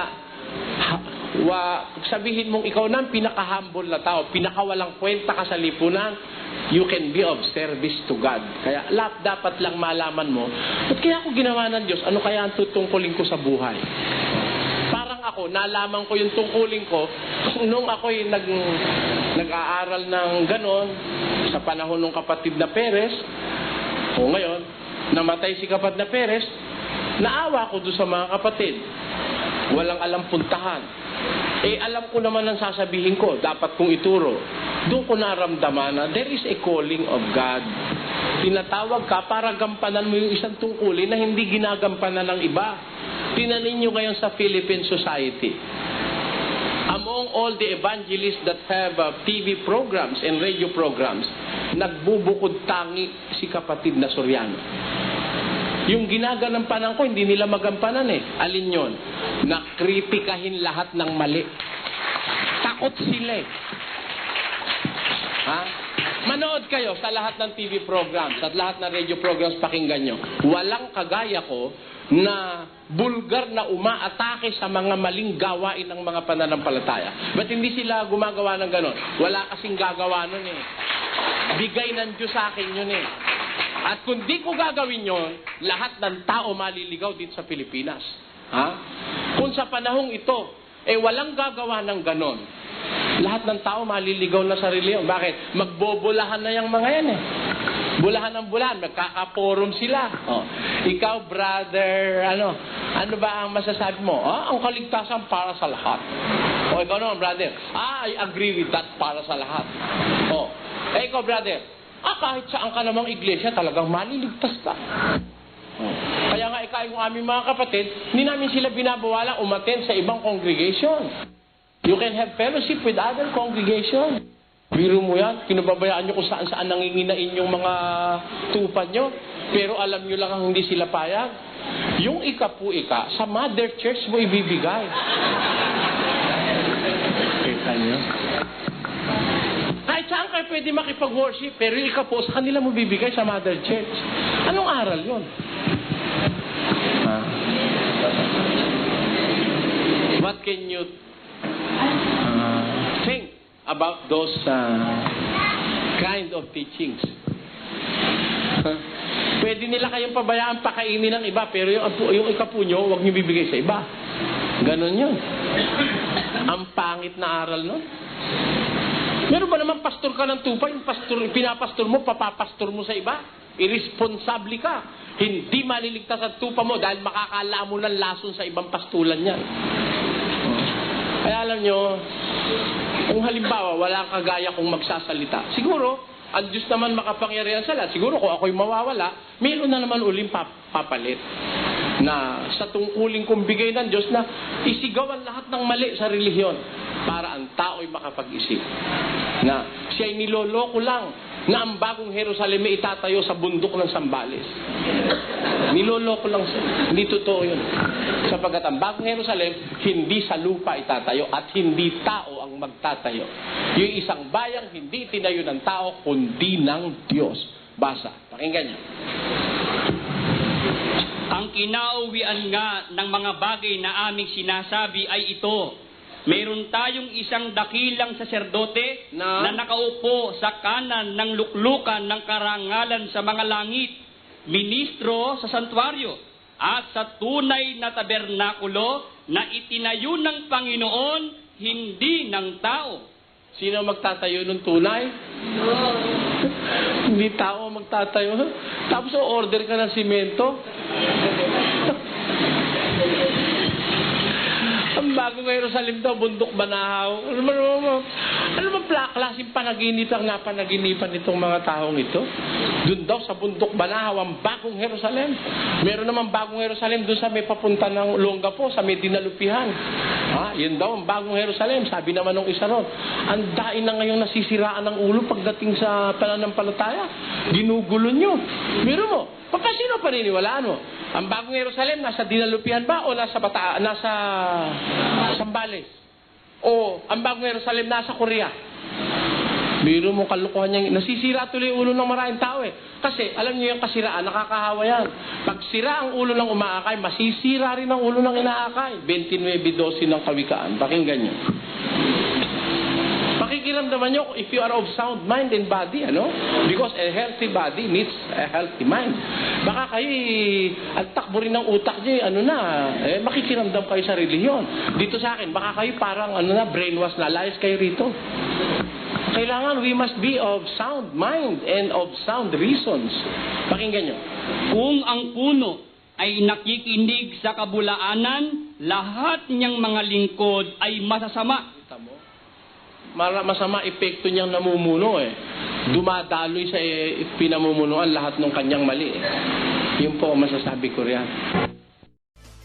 Maraming salamat sa mga nanood at sa mga hindi nag-skip ng mga YouTube ads bilang suporta sa aking channel.